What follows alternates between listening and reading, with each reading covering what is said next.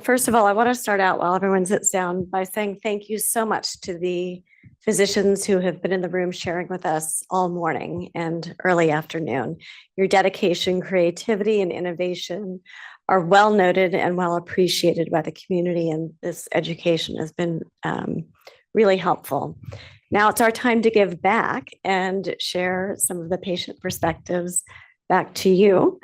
And we'll start out by letting everyone introduce themselves. I think we know Jean Marie because of her wonderful opening. And so I commend you on that. Thank you, Jean Marie. Sam, if you could please start and give us a very brief introduction of your organ transplanted and how far out you are. Yeah. So real quick, 2008, I had a massive heart attack. Was saved, stented, bypassed in the next couple of years. And then finally, 2015, I had my heart transplanted at University of Maryland with actually Dr. Griffith, the pig guy. And also, basically, it was from congestive heart failure. And it just got worse and worse.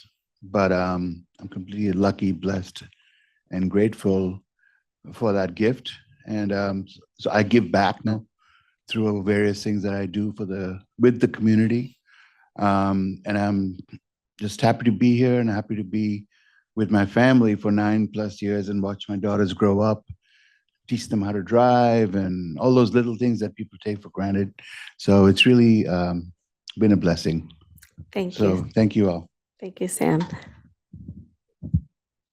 I think we'll go straight to Lavise. Oh, sorry. We'll get to you, Jean Marie. My name is Lavise, and I am 18 months post-transplanted. I was transplanted at Hackensack University Medical Center by Dr. Goldstein, and I'm doing well now and thriving. Thank you. Taryn? Thank you. I'm Taryn. I am a kidney pancreas recipient, just over 2 years, and I was transplanted in Denver, Colorado. Great. Thank you. All right, Jean Marie, I'll let you answer the question first since we haven't heard from you yet. But I'd like to ask each of you to think of your initial post-transplant time, the first 3 months that we've been talking about is the most critical time, and share with us what your biggest challenge or challenges were during that time. And then also leave us with your greatest celebration of what changed for you in a positive way, please. Probably the biggest challenges were the amount of information coming in. It was hard to remember everything, medications, you have initial side effects, brain fog, and that just wanting to go back to work. That was my only thing that I kept thinking about. And I think that's probably the best thing. I was back at work within 6 weeks, but there was still a lot of the learning and adjusting, washing hands, trying not to get any viruses and such. Great. Thank you. Lavise? The challenge, I really didn't have any challenges, maybe just the medication changes. And the biggest thing that happened to me was that prior to transplant, a month before transplant, I was dying and I wasn't expected to live to the end of the year. And I was put in a compassionate situation where I wasn't even listed. They relisted me and they upgraded my status to medically necessary. And I went from dying to living within a month. Wow, thank you. Tara, please. Thanks. I think for me, some of the challenges were, first of all, coping with what had just happened, and like working through accepting the fact that I had type 1 diabetes that is perceived as I failed diabetes instead of diabetes failed me. I worked really, really hard to manage my diabetes prior to that. And so working through the emotional, challenges there. And then learning to cope. I had lived a scheduled, structured life. So adding medication into that was not necessarily a big deal, but understanding, I wanted to know what those drugs were and how they worked and what they did and why I was taking them, and getting the answers that I understood as someone who didn't study medicine, right? I wasn't a pharmacist. And so truly spending the time and finding someone that I could connect with and get those answers with, that was patient enough. It ended up being a pediatric pharmacist who sat down with me and was like, okay, here's the deal. I'm going to talk to you like you're 4 and we're going to work through this. But it was great because then I left and I felt empowered to know. So just that was my biggest challenge. And your celebration? My celebration. Well, my sister snuck in a box of sugar baby candies that I got to eat right after my successful pancreas transplant. And I didn't have to take any insulin for that. And that was super cool. And I have a son who I love now spending time with, and not thinking about, can I get behind the wheel and drive him without having a low blood sugar, and have, That's putting him, myself, and others at risk. amazing. Thank you. And Sam? Yeah, it was quite challenging because all of us are different, and some people have it suddenly and some people have suffered a long time. So I was in heart failure for many years. So I, in fact, I was in the hospital for over 7 months. But the challenge was, while I was waiting, I gave up mentally because, I texted my doctor and said, I want to go home and die, because she had given me the choice, hospice or wait. So anyway, so that was a challenge I needed to overcome, and I got the help needed. So if you're in that zone, you got to break it somehow and get out of it. And then other challenge was after transplant, we don't know what could happen. And so I ended up being in the hospital for another 3 months for infections and things. And then that carried on into the home for other treatments and stuff. So we're never prepared. So that's why in support groups and stuff, we tell people to share their experiences and things like that, because there's lots of challenges we learn from each other. Absolutely. Yeah. And the greatest thing is being able to spend time with my daughters, and they were young and now they're 25 and 21 and doing good. One's a teacher, one wants to be a vet. So we'll see. Thank you. Great. Thank you. All right, let's get some data, just some numbers from each of you. Curious, right now where you are, how many hours a week would you say you spend, quote unquote, managing your transplant? That might be going to a pharmacy, that might be putting pills in a pill box, taking your health metrics that are recommended by your doctor. I'd love to get a number if you could estimate in a week how many hours you're spending. And again, this might reflect how different everyone's experience is. Lavis, may I start with you just so everyone can take turns going first? The amount of hours, well, I'm recently went on an insulin pump, so my numbers are monitored all day long. And so I guess it's 24 hours a day for me forever, because I'm closely monitored by my transplant team still, even though I'm 18 months out, and my nephrologist who monitored me while I was at the dialysis center. And as in medication, it's not that difficult for me because I'm only on 2 medications post-transplant. So it's pretty much just a morning in the med, and a med in the morning and a med in the evening. Great. Taryn, how about you? I would say in an average week, realistically, I probably spend 5 to 6 hours thinking about or doing something about my transplant, whether that's managing my pill box or remembering to take my pills, or all being proactive about washing my hands, to taking my blood pressure, to measuring the amount of water that I've consumed that day and cognizantly thinking about my urine output for the day, being aware of my social surroundings, if people around me are sick or not, if I am feeling up to going to the various engagements, and communicating with my team. Yeah. Great. Sam, we'll come back to you. I guess I don't spend a lot of hours now that I'm 10 years post almost, but I definitely worry and think about what I should be doing to prolong life. That's one of the main things. And I also, I'm not great, like some people are doing all the exercise and stuff like that, but I want to do all that to prolong life. Anywhere from 5 to 20 hours right now. Since I've been relisted, I've had quite a few appointments every week. Just the other day, I had 11 appointments in one day. Pharmacy is generally pretty simple. The trying to schedule infusions is actually kind of difficult with the nursing. I get it at home, but home nursing care isn't super reliable. So it really varies. But I would say most of my transplant, probably 5 hours a week. Great.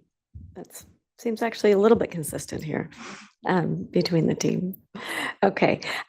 Let's talk about your support systems. Obviously, our number one support system for everyone here has been the transplant team that has brought you through the medical journey. But once you've gone outside of your transplant team, what other support systems, networks, places you've gone or people you've gone to have been most valuable to you that you'd like to share with us? Taryn, you're up first. Yeah. My family was probably the biggest impact. I tend to be fiercely independent and I don't know why, but I was wildly surprised that my parents had made the trip during my surgery to be there when I woke up. They live about 8 hours away from me. Turns out that was like really needed, and I was very glad they were there, but I didn't think I needed them when I went in. And then my community of people, of many of which are sitting right here in this room, and I just met several of you and sharing those stories. So I think that transplantation, and prior to that, even type 1 diabetes, it's an invisible condition. It's an invisible illness. And so I can be struggling immensely and look at someone and they think that I'm just fine, to the point where just Wednesday I was sick. I had eaten something, it had upset my stomach, and I had vomited several times. And I knew that I was dehydrated and at risk for putting my kidney into danger. And I had to get through a meeting, but I could not drink any water. And every time I saw somebody, they were like, "Hey, how are you?" And I just smiled and said, "I'm great." And at the end of the meeting, I checked myself into Boston General Hospital. That was another experience if anybody's ever been there. But having those people who are close by is really important. So the point of that was somebody came up to me and said, "You're not okay, but I don't know what's wrong." So having somebody who always has eyes on you, who understands when you say, "I'm fine," that's really, really important for me. And then being able to share that with someone who gets it and isn't judging you for whatever you did. They just say, "I see you, I get you, I understand you. How about I get you a cup of tea or a cup of soup," or whatever that may be. Great. Thank you. Let's go to Sam if we could. Yeah, transplant team is really important, but for me, the number one has to be my wife, because she's just been there for, she was every night there for 7, 8 months. Plus, she knows, like, if I say I'm fine, like you were saying, I'm fine, she knows, so she'll poke and prod. And so that's the support you just need it after transplant. I know many people don't have constant support. I'm not talking like the first 90 days or whatever, but even beyond that, you need the support there's no normal, but at least you'll get to another point, so you need a support. And I'm lucky. I hope anyone who goes through this has that support. And I just wanted to say transplant teams are really important. Tell them every single thing, anything small, you got to tell them, even if it's like 6 months out, or even when, UNOS and things like that are monitoring the hospitals to see how the outcomes are. So when I hear people say, I got released in 6 months, I'm like, so who's responsible for your outcome? It's a big thing. So people are fine by being released, and then we have people who go to the ER, they're not going to know, even if we tell them we're transplants, they're not going to treat us like a transplant. So just like Karin was saying about super PCP, we need people in the ER who can have access to actual transplant people, because it's like, they will see a high potassium or, oh, we got to treat you. And I know, I'm like, wait, call my doctor. There's that's my range. My creatinine is like 1.8. That's my range, Oh no, dialysis machine for you. I'm like, no. So you got to advocate for yourself too, but basically support is really important, and Right. use it. And having your information and being comfortable Yeah, advocating. exactly. And if you're not Advocate all able the time to, and question them, just like I think one of the doctors was saying, question them. But the problem is if they release you, and PCPs and specialists like cardiologists, nephrologists, I'm sorry, but they're not all up to par with transplant. No. So it's really, it's a bad situation for patients, whether you're 10 years out or 18 months out, But I think the other call out here is to all the care partners in the room that Exactly. you're invaluable here. Absolutely. And as there's someone- caregiver burnout too. Yeah. So like my wife needed therapy after I was well, because I had so much energy. She slept and she's like, I can't do anything. I'm like, because I was doing everything, Mhm. checking the can dates, expirations, checking them, cleaning, this, that. It was just like crazy. She's like, you're insane. You're fired up. Good for you. All right, Jean Marie, thank you.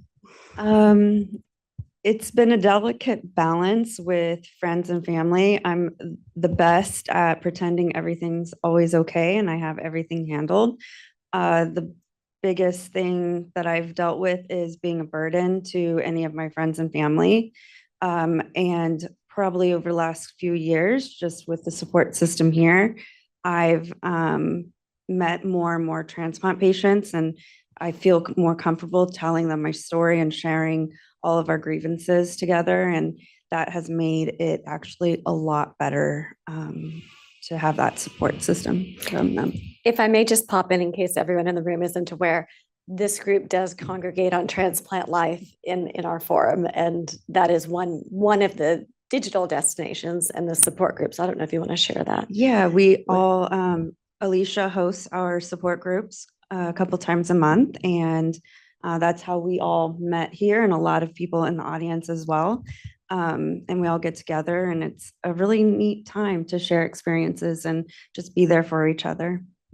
Yeah, I just want to add, when I was going through my transplant, it was only 10 years ago, but there was no support groups and stuff, so it's good to have portals and destinations and support groups where you can learn from each other's experiences. It's not like any medical thing we're learning, we're just sharing experiences, so it's a good way, it's a safe environment. So I see a lot of people who attend support groups, and it's really a good thing. Right. Thank you. Have you said anything to add? With me, I've learned through my journey that your family is not always your bloodline. And a lot of people stepped up for me. Hackensack actually matched me with the most amazing therapist. And because she helped me before the journey, she's helping me try to get back into life because I was stuck. Well, not stuck, but I was on dialysis for 7.5 years, and you lose your life. And now it's like, oh, go out in the world and have a life now. And it was a hard adjustment for me. And then when I joined Transplant Life, I felt like that was like air. I like helped me breathe, because for so long I have to explain what's going on with my life. And now I can just say, well, this happened. And then everybody knows what is going on. Everybody on the Transplant Life Forum welcomed me with open arms, but I have to say, the person to my right, Jean Marie, we have developed this amazing bond over our stories and just connecting about our transplant life journey. And sometimes when I can't get to my nurses or my doctors, I know I can just reach out to her. And because she's had this journey, I can say, well, did this ever happen to you? Or do you know anything about this? And I'm actually going back to my nephrologist and telling them what Jean Marie told me, and they have no clue about what I'm talking about. So I just think that you build this community that it's like people that you never knew you needed, but you're definitely happy that you met them. Thank you for sharing that. All right, last, and this is a voluntary one, I won't call on each person, but if there's anything else you'd like to share, we hope people will watch this as they're preparing for a transplant, perhaps. So what might be one piece of advice or something you wish you knew before your transplant that someone had told you? I think what's really important that I've learned over the last 20 years is that doctors are not magicians. And as much as I would love to have a super PCP, I'm the quarterback. I've learned, along with Dr. Google, everything that I possibly can so that I can educate myself as much as I can so I can ask questions. And I know my doctors get so annoyed with me every time I walk in because I have a huge list of questions.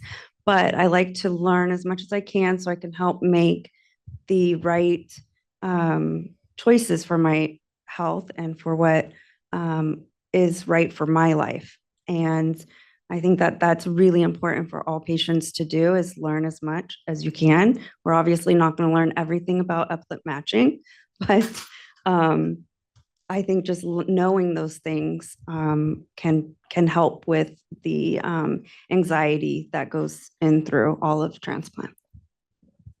For me, I would just like to spread a message of hope to other people.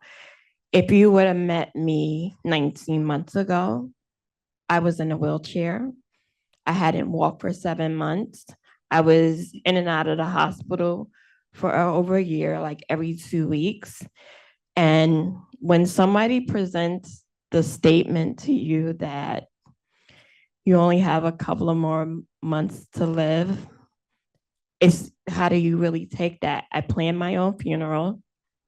I started to prepare everyone that I was going to die. Then I had a conversation with Dr. Goldstein, and he said to me that this is the situation. He was very honest with me that there was no guarantee. And he said, but I need to know what you want to do. And I said, I want to live. And now, from going from a wheelchair, I was 125 pounds. Now I'm back in school. I can walk almost 2 miles right now. I'm training for a 5K next June. So just because the test results look the way they look, that's not the end of you. You can always have hope. So if it seems like you're having a bad day or even a bad hour, refocus on something else because it can get better. So I live every day with hope and resiliency. That's great to hear. Thank you. Thank you for sharing that. I'm going to look at Glenn because he'll call me out for this, but sometimes I can be a little bit ornery. And so I'm going to bring the real truth. I was not expecting after my transplant to not be able to wear pants. I could not wear pants for like a year because all the nerve endings in my abdomen had been cut open and mine were glued back together. But it hurt. I was prepared. I had done all the research I needed. I was confident when I went in there. I knew what surgical devices they were using. I knew what the outcomes were going to be. I knew what my possibilities were. I could not put on a pair of pants. I was not prepared for that. So there you go. Thank you. Not heard that. And Sam, you want to close up? Yeah, so as a transplant recipient, for me personally, I try to live my best life in the present, and I live to honor all those who have made this gift of life possible, all the doctors, the whole transplant village, and most importantly, the donor. Because without that donor, I wouldn't be here. We wouldn't be here. So I just keep telling people to, you don't have to be in a bubble, but take care of that gift. Do what you need to do, because at the end of the day, we are very few number of people who are very lucky, and there's lots of people who don't make it, don't get it. So we just have to make the best of it, and also become an ambassador. Do it in your own time. You don't have to represent some big organization or whatever, and share your stories, because you don't have to share the whole big version, even just something that sticks with people, and say, okay, that's hope. Like you said, hope. People then won't give up, because a lot of people do give up. Thank And you. mental health is huge. So help people. Thanks. Thank you all.